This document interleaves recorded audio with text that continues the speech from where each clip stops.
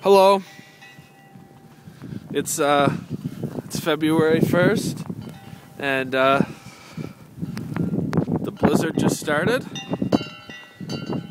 The blizzard that will be known as the blizzard of 2011. It's really crappy.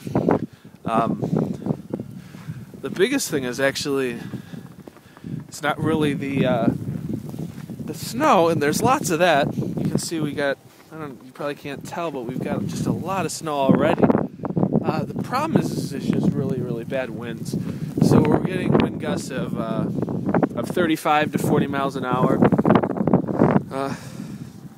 out here, and you can just see it's just really bad, and it's going to get a whole hell of a lot worse, we've been told. So visibility is really limited. Yeah, so Jesus Christ. Alright, well, that's a video about the blizzard, and I think I'm gonna go inside because this is, well, it's pretty shitty out. Goodbye.